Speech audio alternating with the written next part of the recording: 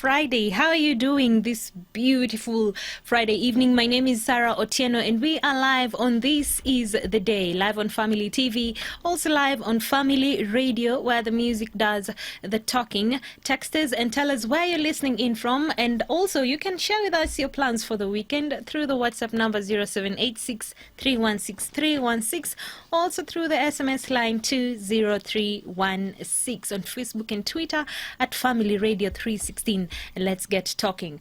Well, today the Treasury Cabinet Secretary Ukur Yatani has now said county governments will receive 60 billion Kenya shillings by Monday after the senators reached a consensus on the third basis formula for revenue allocation. The Senate had failed to record 10 times to unlock the backlog, and Yatani said this is part of the 316.5 billion shillings revenue for the 2020-2021 financial year. Well, meanwhile, the National Assembly has been urged to approve the Senate recommendations, with Elgeyo Marakwet Senator Kipchumba Murkomen urging MPs to hasten its passage to enable county governments get the much-needed funds. Yesterday, the county revenue impulse was resolved after senators unanimously voted in support of the third basis formula for funds allocation. We say better late than never. It's been a long journey, long torturous journey for the Kenyan people.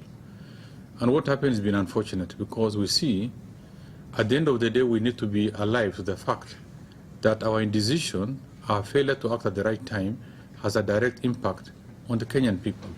We are talking of service delivery, critical service delivery, particularly with this era of COVID-19, because health is a devolved function, and most counties, to a great extent, allocate between 25 to almost 40% of their resources on health, and the services are required more than any time. The journey has been tough because one house body that was charged with the responsibility of agreeing and settling on the formula was the Senate. You are aware the division that has been there has been protracted, but we say all is well that ends well. Finally, it's here. On the part of the National Treasury, it's been very agonizing moments for us. In absence of any law, any appropriate law that gives us powers to disburse funds to the county, then our hands were totally tied. There have been arguments of shifting goalposts, trying to insinuate that, Treasury can't give without the authority of the two houses. It's not possible. Funds from consolidated fund from the Exchequer, cannot be, disbursed in absence of any written law. Well, we have there the Treasury Cabinet Secretary Ukur Yatani, and someone is saying this is good news for the counties, considering that there were rumors, or rather, it's not rumors actually, it was a directive from the Council of Governors to have counties shut down because of lack of funds. Maybe this could be the solution, and of course, good news to the devolved units, even including the Health Department. In other news, the National Cohesion and Integration Commission is proposing an amendment of the law ahead of the 2022 general election to bar hate speech mongers from contesting. According to the Commissioner, Wambui Nyutu, NCIC is working closely with other relevant institutions, including the Independent Electorate and Boundaries Commission, to ensure that current politicians and aspiring candidates will be subjected to thorough vetting before they are cleared to contest. Mambo ya kuzungumzia mambo vibaya ama kutuzi viongozi wengine yameleta taharuki katika taifa letu, na pia tumepoteza maisha ya watu kwa sababu ya mambo ya matamshi ambayo ni ya uchuki. Kwa hivyo vile sasa mambo yameanza, tumepata joto ya kisiasa, wanasiasa wameanza kuzungumza vibaya, matuzi yametandaa kila mahali katika sehemu ya Kenya, na tukiendelea hivi bila shaka hatutakuwa na amani katika kura ya 2022. Tunafikiria sana kukuja na mpangilio ambayo inahakikisha kwamba wewe kama uwezi kuwa unaweza tunza ulimi wako kuwa kiongozi, hauna haja ya kuongoza wa Kenya kwa njia ya kisiasa ama pia ya public service. Kwenda mbele kama nchi lazima tuamue. Wewe kama utashunga ulimi wako, uzitafute kuongoza wa Kenya, kwa sababu ulimi mzuri ndio uongoza wanadamu. We will come for you, and even if you may get a bill out of court, you will know that 2022 you should have behaved better, because NCIC is pushing for amendment of the laws so that we may be able to bar politicians who are hate mongers from running for office. So they might think they are heroes today, but when they need that certificate the most, they will not get it. All right, that is where we get our question of the day. Do you agree with the proposition that has been made by NCIC that hate speech mongers will be barred from taking part in the political aspirations and even being candidates when it comes to our political seats come 2022? Do you agree that hate mongers should be barred from contesting come 2022? 0786316316. That is on WhatsApp, SMS line 20316. Send in your responses. Could be a yes. Give me your explanation. Also could be a no, that you do not agree with the proposition by NCIC. Also kindly give me your explanations, and we'll be looking at that in a couple of minutes. But still under hate speech, Kapseret Member of Parliament Oscar Sudi has been granted a cash bail of 500,000 Kenya shillings with an alternative bond of 1 million Kenya shillings. Justice Joel Ngugi dismissed all the grounds used by the prosecution in seeking further detention of the Member of Parliament. Terming the criminal miscellaneous application by the prosecution before the lower court as radical, the judge said there is no reason to hold the accused for another 11 days, that is, pre-charge. Sudi had been detained by the Chief Magistrate's courts on grounds that his release would disturb public order, peace and the security. On that ground, Justice Ngugi said that the state failed to provide compelling evidence that his continued detention would cause any tension. My Lord, we beseech you to uphold the law. This is a matter where the honourable member for Kapseret should not even be asked to post cash bail. He should be released on his word to keep the peace. Allow me to take about 2 hours to consider the applications and the submissions and the representations before the court, and then in about 2 hours, I'm not promising the ruling will be ready, but at least you will get information from my assistant if it is ready. If it is ready, then a Zoom link will be sent and I will read it just like we've done here. All right. Ngugi said that critical element in hate speech are the words, and there is no way that the release of the Member of Parliament can tamper with that evidence, the words that he said. Anyway, Sami from Nakuru, thank you so much for tuning in today. I really appreciate the kind messages. Alex from Embakasi, asante pia. We also have Lynette from Nairobi, and they're saying, my weekend plans, I'm rewarding myself for a productive week. You guys keep me going. Thank you so much for choosing Family Media. You're tuning in from Lanette. You didn't give me your name, but asante sana for tuning in today. Well, remember the question that we are asking today. Are you in support of the proposal that has been given by NCIC to have hate speech mongers, barred from taking part in politics or even contesting for the 2022 election? Do you agree with that proposition, or are you against it? Send in your responses. Well, Esi Kimenyi, you're saying, Sarah, mimi naonelea hao hate mongers hata biashara wasifanyie Kenya. Weekend plans ni mingi though. Thank you so much for tuning in. Usami from Nakuru, you're saying, yes, 100% I agree. I 100% agree. We need leaders with integrity, God-fearing and sober-minded. Shise, you're saying, Sarah, yes, they should, but will they? Kenyan politicians have been known to get away with anything they do, but Mungu yuko atatusort one way or another. He remains to be God and in control. Thank you for that response. I have this is who your name is Sheba Kerubo, and you're saying, I am really going Praise the Lord Jesus. You're tuned in from Embakasi and you're enjoying the show. Thank you. Huyu anaitwa nani? Thanks for the show. All right. And you're asking me to talk about COVID-19 updates. I'll be doing that in a couple of minutes, but do not be left out. Send in your responses. We are asking, are you in agreement with the proposition by the NCIC to have heat mongers being barred from contesting come 2022? Are you in agreement with that proposition? Give me your responses. But for now, the Independent Electoral and Boundaries Commission, that is IEBC, has differed with the ODM leader Raila Odinga over the cost of referendum, saying that 2 billion Kenya shillings suggested by the opposition chief is impractical. IEBC Commissioner Boya Molu today said that it will cost not less than 10 billion Kenya shillings to hold a referendum in our country. Molu spoke during the commemoration of the International Day of Democracy hosted by the Center of Multi-Party Democracy in Kenya, and Raila during the recent swearing in of the ODM's and National Election Board and Disciplinary Committee members, said the Building Bridges Initiative referendum should only cost not more than 2 billion Kenya shillings. You must fund election cycle at every stage. The first cycle is pre-election, when you are preparing to do election. That is pre-election and during election. And then the next one is during election, when you are actually doing the election. The next one is post-election, when you now do evaluation of the previous election so that you start pre-election phase for the next election. If these cycles are not funded, and you are given 20 billion, 30 billion, 6 months to election, 1 year to election, what will you do with it? Will you prepare your training materials that party member complained we give them last minute, which is true, we give you last minute because that is when you get funding to produce them.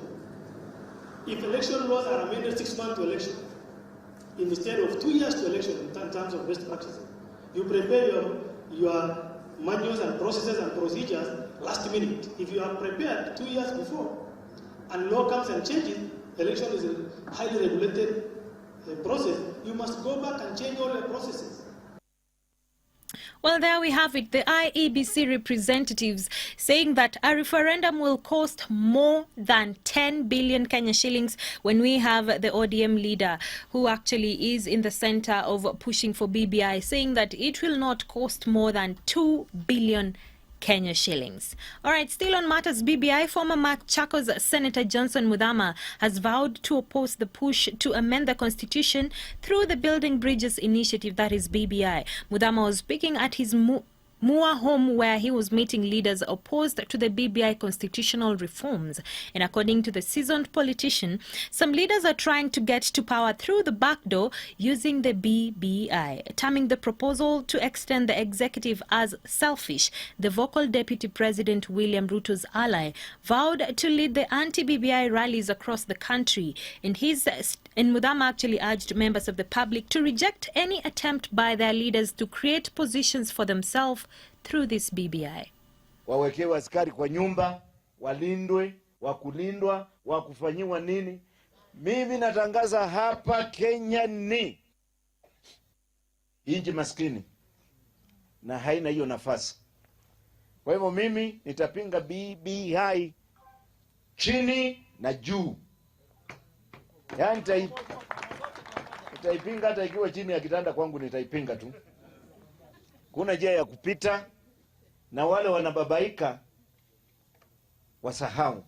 Na tena nataka kuuliza Wakenya. Ruto amesema anaheshimu Uhuru Kenyatta. Mimi nilikuwa sikubali Uhuru Kenyatta, lakini kwa sababu naibu wa rais anamheshimu na ametuambia na katiba inasema ni yeye, haya mimi naheshimu Uhuru Kenyatta, atawale miaka yake ile imebaki ishe. Ikiisha fanya kama Kibaki. Well, tough words there by Muthama, and he says Kenya ni nchi maskini, and his sentiments were actually shared by Machakos, a town member of parliament, Vincent Munyaka, who said that BBI right now is not a priority for Kenyans. Anyway, 148 more people have tested positive of COVID-19, rising the country's caseload to 36,724, even as 4 others have succumbed to the virus. The new cases are from a sample size of 2,438 that are tested in the last 24 hours, and up to now we have tested a cumulative of 511,614 samples. Now, from these cases, all are Kenyans except 3 foreigners, and we have 105 men and 43 female, the youngest being a 2-year-old baby, while the oldest is a 75-year-old person. 98 people have also recovered from the disease, 48 being from the home-based care program, while others 52 have been discharged from various hospitals across the country. Well, that is the update for COVID-19. Up to date, we have 148 more people that have tested positive of coronavirus. Now let's head over to Kirinyaga County, where the Governor Anne Waiguru and the county's ward representatives have declared a political ceasefire and resolved to working together for the sake of development. They met the resolution after they met at Sagana town, and the leaders say that they decided to bury their political differences and concentrate on delivering on their mandate for the benefits of the Kirinyaga residents who have been suffering due to lack of essential services. The leaders lamented that political battles had slowed down development in the region, but assured residents that they will now benefit following their political truce. Hiyo maneno ya siasa tumesema tutaweka kando, kwanza tufanye kazi. Tuone vile ambavyo tunaweza saidia watu wetu, kwa sababu siasa hauwezi kula siasa. Lakini watu wanatarajia, walichagua viongozi ili tuwafanyie kazi. Jana tulipanga kila wodi tutafanya kilomita 6 kwa muda wa miezi hii inakuja mpaka Januari. Sisi assembly tumehusishwa, tuko na kamati moja ambayo kuna watu ambao wanahusika kutoka upande wa gavana na pia kutoka upande wa county assembly, so that tutakuwa tunaangalia mambo inafanyika vilivyo, na kama kuna issue yote tutakuwa tunatatua tukiwa sisi wote pamoja. Well, we remember that the leadership in Kirinyaga County has been having a push and pull for quite some time, in and out of the court, for not even less than 2 times. But right now, when they come together, it is for the good of the people of Kirinyaga. Well, the question of today, tunauliza, are you in agreement with the NCIC proposal that those that are involved in hate speech, what we call the hate mongers, should be barred from contesting come 2022? And this, we are talking about our political leaders. Should they be barred when they take part in hate mongering, or rather hate speech? Send in your responses. This is Francis representing Kisumu and saying, yes, such utterances can tear the country apart. Politicians should be careful when addressing their supporters. The whole nation can burn just because of a little tongue. Words of wisdom. Thank you so much for that response. Your name is, this is Gabi. And Gabi, you're saying the show is good. Thank you for tuning in today and for texting in. Huyu anaitwa nani? This is Sarah from Naivasha, and you're saying, yes, Sarah, I totally agree with NCIC. Again, there is power in the tongue. It can cause destruction, and it can also cause life. Let them choose wisely. That is a good move. Thank you, Sarah from Naivasha, for tuning in today. In other stories, the earlier stalled Buxton low-cost housing building project within the Mvita sub-county in Mombasa is set to commence in October this year. This comes after a 3-day public participation exercise conducted in Tononoka Hall in Mombasa on earlier this month, where he was, and this is the chairperson, the Kenya Trade Network Board chairperson, Suleiman Shabal, who was speaking during a press conference today in Pride Inn Hotel. And he said that the project had received a green light from the Mombasa County government under Governor Ali Hassan Joho. And during the brief, Shabal said that the project is in realization of the President Uhuru Kenyatta's Big Four agenda for affordable housing, where 1,900 ordinary citizens would be able to afford the low-cost housing beginning of January next year. Ya kwanza, there was no public participation. Ya pili, residents ilikuwa hawalipwi relocation allowance. Ya tatu, no guarantees were being given to the existing tenants kwa wao watapewa first right ya kupata hizo apartments. Ya nne, nilisema kujenga ghorofa 14-20 is dangerous and it doesn't work. Kuhusu swala la ujenzi wa Pakistani halijawahi kukanyaga katika bunge la kaunti ya Mombasa. Pili, mawaziri wetu wa kaunti ya Mombasa wao wenyewe katika kaunti yetu, nitawaambieni na nitawashangaza, hawajawahi kukaa hata cabinet meeting kuzungumza kama mawaziri hivi wenyewe. And the way forward, 1st of October, tarehe 1 Oktoba, residents wa Buxton wanapawa check yao ya relocation. On the same day, akipawa ile notice, anapewa barua ingine which is giving him the right to apply for his new apartment on that same day, and he's guaranteed wanapata right ya kupata hiyo apartment yake. Kitu ya pili, more than 1,000 people wa Mombasa wamesha apply kupata hizo apartments, hata hatujaanza kuuza. Na kwenye watu walio apply ni wale wanasiasa ambao walikuwa wanasimama nyuma ya hawa viongozi wao. Wao wanapinga, wako kwenye jukwaa wanapinga, lakini wananipigia simu, bwana tunaomba tuwekee mbili. Well, this is in realization of the president's Big Four agenda, affordable housing, and as the Mvita Member of Parliament is saying, that already we have people who are booking these houses that is supposed to be commencing in January next year. All right, technical and vocational training, education and training institutions could reopen in October following recommendations by the Sarah Ruto Task Force on the reopening of schools in the country. Speaking in Sigalagala National Polytechnic in Kakamega, PS Julius Yuan said that TVETs will have to sustain a high level of sanitation and orderliness in the wake of the COVID-19 pandemic that is cutting across the country. I think the institution here is good enough. They have really tried. You have seen they have done cabros. The tables have formica, which is easily cleanable. The washrooms have the tiles, which are easily cleanable. And therefore, I would say, as I was telling them, they are already at 60%. That means in the next 1 week or any time that we are told that we are opening, then this institution is almost ready. We have been to several, and a lot of our polytechnics are doing well because a lot of the fabrication that they do, like when you see that water point, are done within the institutions. They have the skills to do the cabros, they have the skills to make the fabricated water hand washing points and all that. So if I rate them, you can give them 60 to 65%. And you have seen work going on. That means you only need 1 week. And the students, even if we are told the students are coming by the end of next week, I think they will be ready to, because the number that will be coming to finish the exam, they have told me, is also not very large.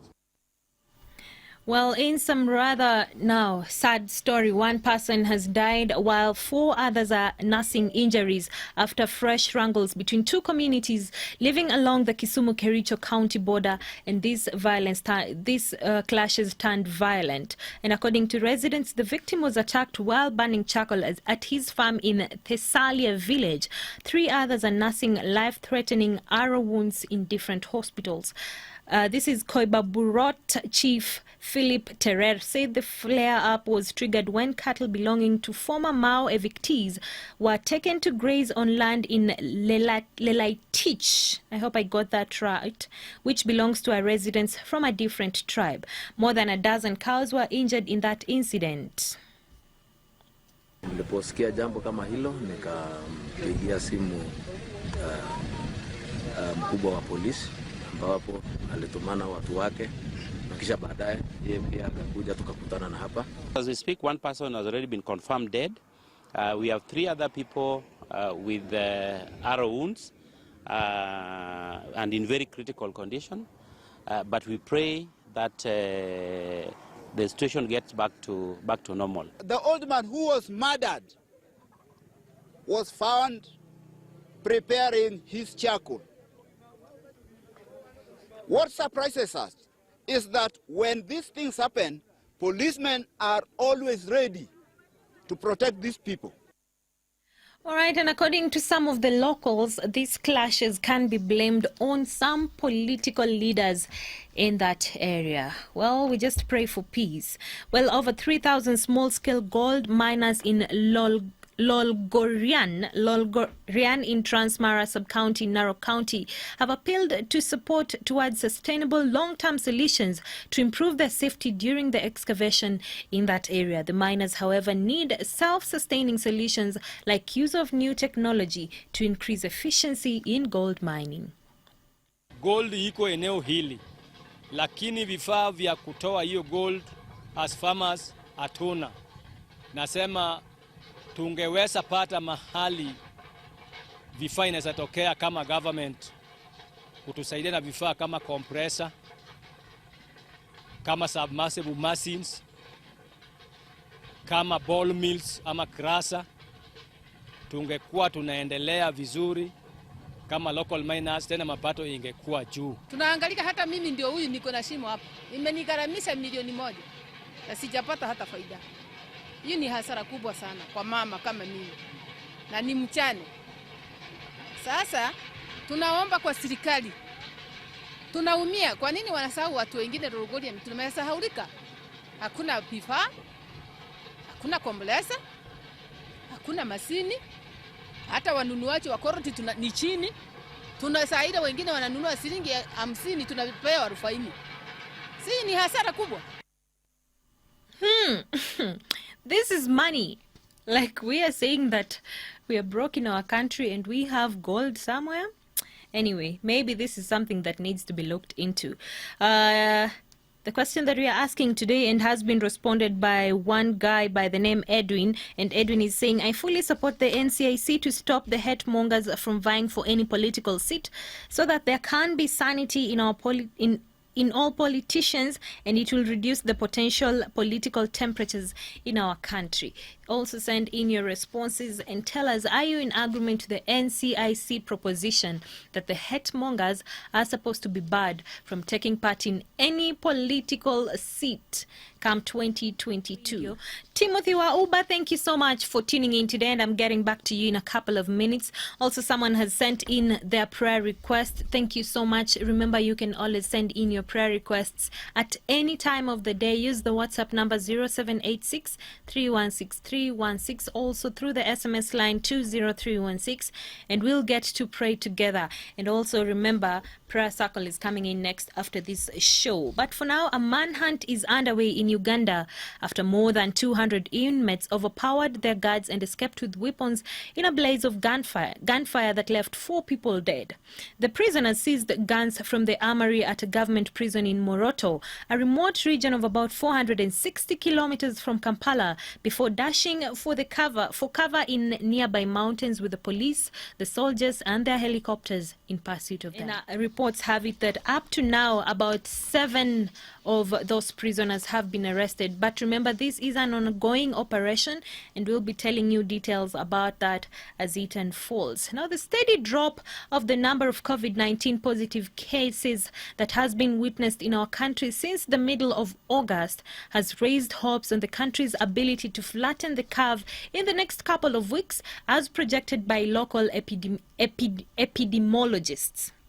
Now, officials at the Ministry of Health have acknowledged that the East African nation has on course to flattening the COVID-19 curve, thanks to a slump in the new infection and deaths linked to the strict adherence of the containment measures and likes of washing hands, wearing of our face masks, and also social distancing. Let's remember and remind ourselves of some of the symptoms that can help you keep the curve flattened and also reduce infection rates in our country. But how do you know if you have coronavirus, flu, or a cold? If your temperature is above 37.8 degrees centigrade, you should get a test, as one of the main symptoms of COVID-19 is a fever. If you have a cold, a fever is rare. Just remember, if you're waiting for the results of a test, you've got to self-isolate with your household until it comes back negative. So what about sneezing? Well, if no other symptoms develop, it's probably a cold. But remember to catch your sneeze, so the spray is not infecting others. Don't leave tissues around, and wash your hands often. A runny or blocked nose on its own is likely to be a cold. But if you have a loss of taste or smell, that's a symptom of COVID-19 and you should get a test. Coughs are more difficult to tell apart. A new continuous cough is one of the most common coronavirus symptoms. But how do you know if your cough is continuous? It's when you've been coughing a lot for more than an hour, or you have 3 or more coughing episodes in 24 hours. If you're not sure or you're having trouble breathing, contact your doctor. But don't go to see them face to face unless they tell you to, as you may spread COVID-19 to other people. In the UK, you can use the NHS 111 coronavirus service online. If you don't want a nasty cold or flu to put you down for a few days, then remember, hand washing, social distancing and wearing masks will protect you from common winter illnesses and also from coronavirus, which is handy. All right, these are some of the symptoms that we should be on the lookout. Remember, we are just reminding ourselves of these measures that we can put in place to keep this curve flattened. Ama namna gani? Now let's go back to that story about Uganda and have a listen on what the authorities are saying. It means the gatekeeper wasn't alert to make sure that by the time you open, you don't have a group of prisoners close to the gate. So he could have taken it as normal business as usual, and with him he was interested in this entering the food, not caring to know that there was another group just there. That's why one of them shot the prisoner dead at the entrance of the prison. But still 4 guns against 14. It was not very easy. Remember, they were not in one place, and this mass was moving through one place. So, and this, if they were like prisoners without guns, it would have been easy for these people to carve in and broke them. But these are 14 people armed, moving outward, and then interfacing with the first one. In this same hot pursuit, an exchange of fire ensued between our infantry troops, and 3 of the escapees were gunned down. In the same scenario, one of our UPDF soldiers was gunned down and we lost him. We shall make his details to the public ready after informing the next of kin or the relatives. The ones who escaped are largely on gun-related cases, raiding, murder, illegal possession of firearms, but most of them are on gun-related matters, and those are lethal. All right, as we said, this is a developing story and we'll be telling you more about it as it unfolds.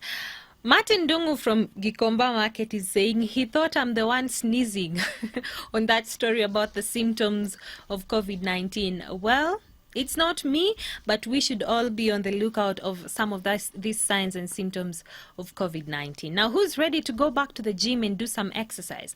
Sports seer Samina Mohamed today announced the guidelines for the resumption of sports, which will see gyms resume their operation. He was speaking during a virtual launch of the resumption of sports and recreational activities guidelines. And the CS stated that all outdoor recreational and non-contact sporting activities, private fitness clubs, and other sporting clubs would reopen soon. Left out in the phased reopening of sports are sports such as football, rugby, swimming, judo, karate, hockey, handball, basketball, volleyball, netball, wrestling, wheelchair basketball, and team building activities. The sporting activities that are expected to reopen are athletics, lawn tennis, bowling, weightlifting, that is, badminton, cricket, cycling, equestrian, horse racing, golf, motorsport, fencing, and even shooting. The CS Amina noted that national teams from the high-risk contact sports would be given special preferences under the new guidelines in consultation with the respective sports federation. Testing will not be mandatory, but where required, the cost shall be met by federations, by sports organizations, participants, or event organizers as applicable. National teams participating in international events in the water sports or contact sports categories will be required to seek special exemption from the Cabinet Secretary for Sports. The Commissioner of Sports will work with national teams and athletes representing Kenya in international events to advise and guide on national and international compliance of COVID-19 regulations before departure and upon re-entry into the country. Further, all sports events shall be planned and executed in accordance with the Ministry of Health COVID-19 directives. We are doing all this fully convinced that our fraternity is going to be responsible in ensuring that they adhere strictly to the measures and the guidelines that have been provided today. All right, that is good news for the sports department in our country. And I know of some people who really love sports and are fans of This Is the Day. So yes, this is good news. Even for my producer, Jadi Al-Kabira, he's saying, watu warudi gym. Anyway, the week has come to an end, and I am very grateful that you have chosen to spend time with This Is the Day and Family Media as a whole, the whole of this week. Well, guess what? Over the weekend, we also have some amazing programs on Family TV and Family Radio, and you do not want to miss out on that. And just before that, we have Prayer Circle coming in next with Pastor Benjamin Waka. So send in your prayer requests and also your praise reports, and I will see you on Monday. Have a very, very peaceful weekend. My name is Sarah Otieno. For this and more of our shows, log on to www.familymediaonline.com to enjoy a wide variety of programs, from current affairs to testimonials and features, pastoral and inspirational shows, kids entertainment, and so much more. Also stream live on www.familymedia.tv.